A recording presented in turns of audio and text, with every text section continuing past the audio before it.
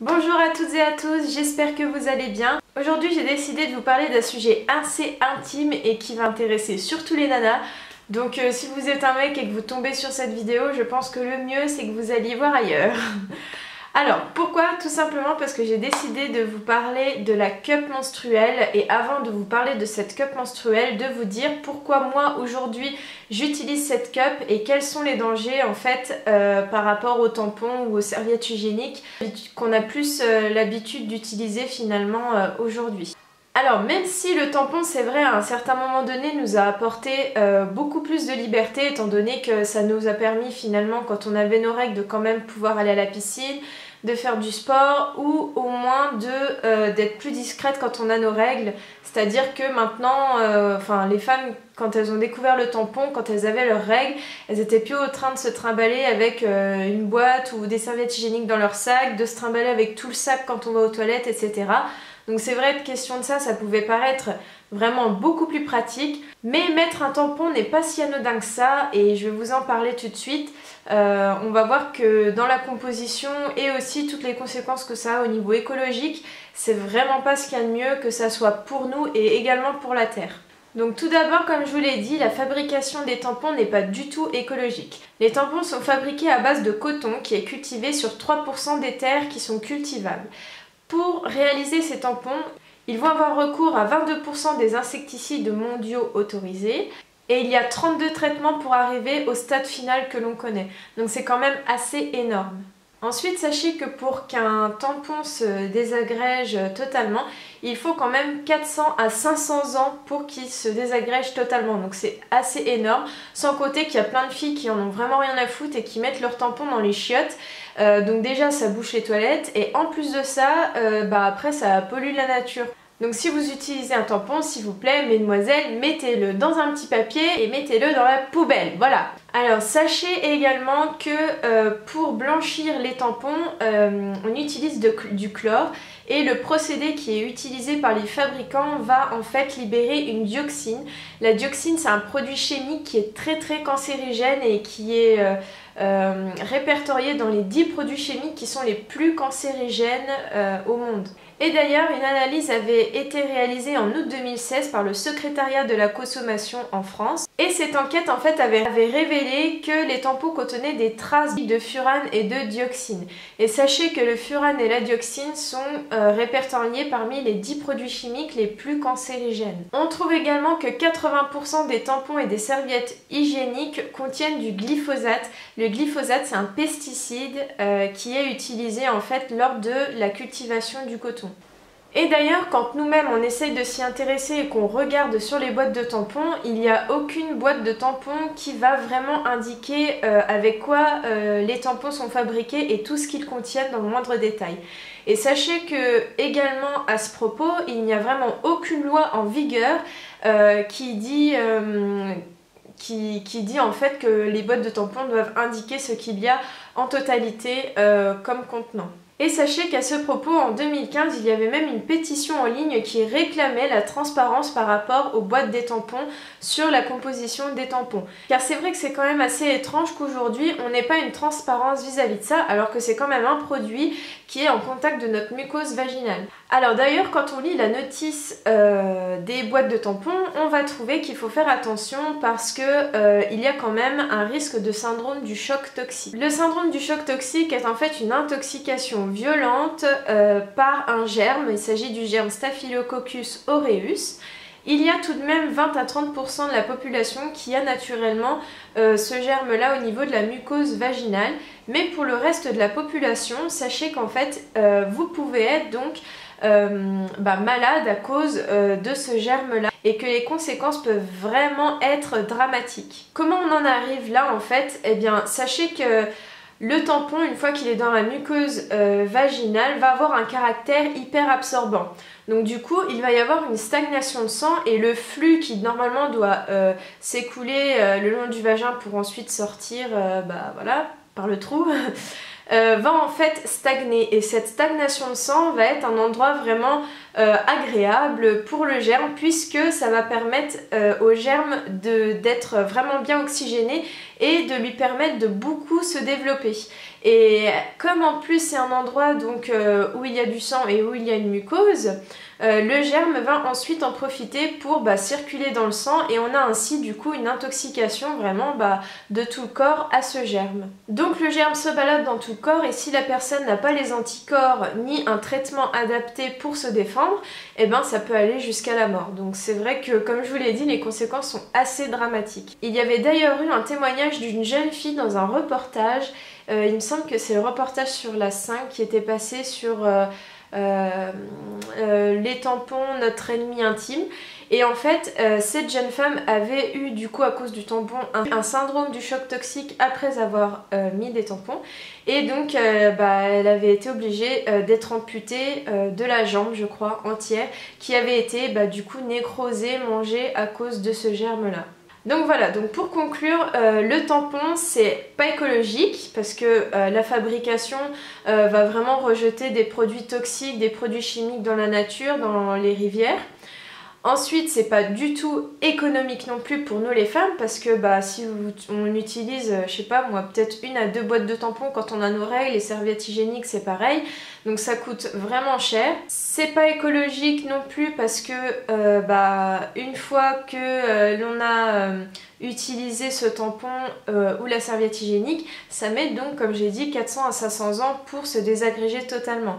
Donc encore une fois ça pollue la nature. Et surtout donc c'est quelque chose qui est en contact des muqueuses vaginales et il faut donc s'imaginer que quand vous mettez le tampon, il y a tous les produits toxiques qui ont été utilisés ou qui ont été fabriqués en fait secondairement lors de la fabrication qui vont se retrouver au contact de votre muqueuse vaginale. Donc ça va vraiment engendrer en plus pour les personnes qui sont assez sensibles à ce niveau-là des mycoses, des choses comme ça et c'est vraiment ça peut vraiment être tragique comme pour cette jeune fille lorsqu'il y a une infection et lorsqu'il y a un syndrome du choc toxique. Alors maintenant je vais vous parler de la cup menstruelle. Donc la cup menstruelle, moi j'ai découvert il y a environ 2 ans je dirais. Donc avant d'utiliser la cup, je mettais quand même des serviettes hygiéniques, mais je mettais pas, j'ai jamais trop mis de tampons parce que justement je me suis toujours dit que c'était pas anodin justement de mettre quelque chose dans le vagin dont on ne connaît pas vraiment la composition. Le coton a été cultivé de manière non biologique et forcément où il y aurait des pesticides, etc. Donc moi j'en ai jamais trop utilisé. Et une fois que j'ai découvert la cup, c'est vrai que j'ai vraiment été contente et je me suis dit que c'était un petit peu la solution à tous les problèmes. Alors la cup, qu'est-ce que c'est? Eh bien c'est cette petite chose là, voilà. Donc en fait c'est comme un petit entonnoir en silicone qui est très flexible, vous voyez on peut la pincer, on peut, voilà, c'est très déformable. Et donc au bout il y a une petite tige, voilà. Et alors sachez qu'en fonction de la marque de cup que vous prenez, la tige peut être plus ou moins longue. Elle peut même également être en forme de petit anneau de façon à ce que vous puissiez mettre le doigt et la tirer. Voilà. Donc voilà, une cup menstruelle en fait ça se présente comme ça, il y en a de différentes tailles et donc le principe c'est de la plier, de l'insérer dans le vagin et une fois dans le vagin elle vient se desserrer et donc venir adhérer aux parois du vagin et par l'effet ventouse elle tient en place en fait et donc le sang s'écoule naturellement dedans. Donc moi la mienne c'est une marque, c'est la marque Lunette. Alors avant j'en avais déjà eu une, la première que j'avais achetée c'était de chez Diva Cup mais en fait la tige était vraiment trop petite. Donc quand on essaye, c'est mieux quand même d'avoir une tige qui soit assez longue ou d'avoir l'anneau pour pouvoir la retirer facilement. Donc moi du coup c'est vrai que j'avais racheté celle-ci et ce qui est bien c'est qu'en plus après du coup si vous voulez couper pour que la tige soit moins longue, libre à vous de la couper quoi. Il y a différentes marques, il y a Meluna, il y a Lunette, il y a Diva Cup, il y a F Cup, il y a B Cup, Lady Cup, enfin il y en a vraiment plein sur le marché. En général quand vous allez en magasin bio c'est sûr que vous trouvez un rayon où il y a des cups. Et moi j'ai même été étonnée parce que j'en ai trouvé l'autre coup à Carrefour dans le rayon des serviettes hygiéniques, des protections hygiéniques. Donc j'étais quand même assez étonnée et je me suis dit que c'était vraiment bien qu'il y ait maintenant en grande surface. Alors les points positifs de cette petite cup, et déjà c'est que c'est hyper économique étant donné que là tous les mois vous n'avez pas à racheter une cup. Une fois que vous avez votre cup, vous pouvez la garder entre 5 à 10 ans, ça dépend des marques. Alors moi je sais que en général ce que je fais c'est que je mets la cup et je mets quand même dans la culotte un protège-slip bio. Pour voilà, s'il y a des petites fuites, si je vais faire du sport ou quoi, s'il y a des toutes petites fuites, au moins je suis rassurée, je sais que voilà, ça tombera sur le protège-slip. Mais voilà, donc ça c'est vrai que pour le coup c'est vraiment économique. Ça va être également hyper écologique, hein, c'est en silicone, donc les moyens de fabrication ne sont pas du tout aussi dangereux pour la planète que la culture du coton, etc. Donc ça c'est encore vraiment un point positif. Et en plus, une fois que vous la retirez, vous laissez le sang s'écouler dans les toilettes ou dans la douche, et voilà, ça pollue pas quoi. Donc ça c'est vraiment quelque chose de positif encore une fois. Le point positif et hyper intéressant aussi, c'est que finalement une cup va recueillir, en fonction de sa taille, hein, mais ça va recueillir davantage de sang qu'un tampon ou une serviette hygiénique. Donc là encore c'est hyper pratique parce que vous la mettez le matin et si vous êtes au début ou sur la fin des règles, vous pouvez la laisser toute la journée. Après si vous perdez beaucoup de sang pendant vos règles, faut la retirer, faut la vider une fois dans la journée, mais c'est vrai que moi en général je peux passer toute une journée sans la vider, donc c'est vraiment hyper pratique. Vous pouvez faire du sport, aller à la piscine avec. Je sais que chez Melona, ils font même des cups qui sont un petit peu plus durs et moins souples pour la pratique du sport, ce qui permet d'éviter d'avoir des petites fuites voilà, lorsqu'on va à la piscine ou ce genre de choses. La cup ne va pas dessécher votre mucose vaginale, donc ça c'est hyper important. On va pas avoir tous ces problèmes de mycose ou d'irritation qu'on peut avoir avec les tampons, les serviettes, etc. Et dans le même ordre d'idée, c'est que ça ne laisse pas d'odeur, une fois que vous l'avez, vous avez vraiment l'impression de ne pas avoir vos règles en fait. C'est vrai que ça c'est vraiment pratique. Donc voilà pour les points positifs. Moi je pense qu'une fois qu'on l'a essayé, en fait on peut plus s'en passer parce que c'est écologique, c'est économique, c'est pratique. Je trouve que c'est vraiment bien comme concept.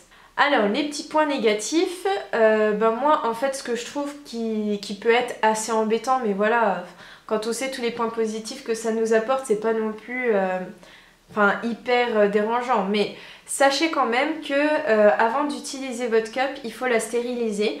Donc pour ça, il faut soit acheter des pastilles en pharmacie, ou alors moi ce que je fais c'est que je me suis acheté une casserole exprès pour stériliser la cup.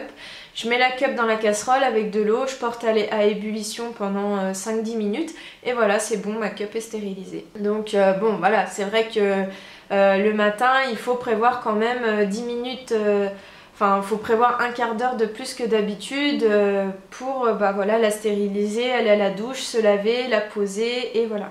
Ensuite, autre point négatif, c'est vrai que quand vous videz la cup, forcément ça peut paraître un peu dégueu parce que vous voyez tout le sang s'écouler, etc. Donc bon, après vous n'êtes pas obligé de regarder, mais voilà, sachez que ça peut, pour les filles qui sont assez réticentes à la vue du sang, ça peut peut-être un peu les gêner, voilà. Et enfin, il faut choper le coup de main en fait pour la mettre. Au début c'est pas évident. Comment la mettre? Donc c'est simple, hein. Vous la prenez, vous la pincez comme ça. Ensuite, moi ce que je fais c'est que je la replie sur elle-même comme ça. Je fais bien attention en pinçant mes doigts que même là ça ne se déplie pas. Et ensuite vous vous mettez accroupi ou en flexion de jambe, comme vous êtes le plus à l'aise. Vous écartez vos lèvres. Vous l'entrez dans le vagin, vous essayez de bien l'incliner, toujours avec les deux doigts qui doivent bien entrer dans le vagin, c'est ça qui peut paraître assez compliqué. Et ensuite, vous la laissez s'ouvrir et vous essayez de passer le doigt entre la paroi du vagin et la cup, de façon à ce que la cup soit bien ouverte et pour vérifier que justement elle adhère bien, qu'il n'y ait pas de pli, parce qu'en fait s'il y a un pli comme ça,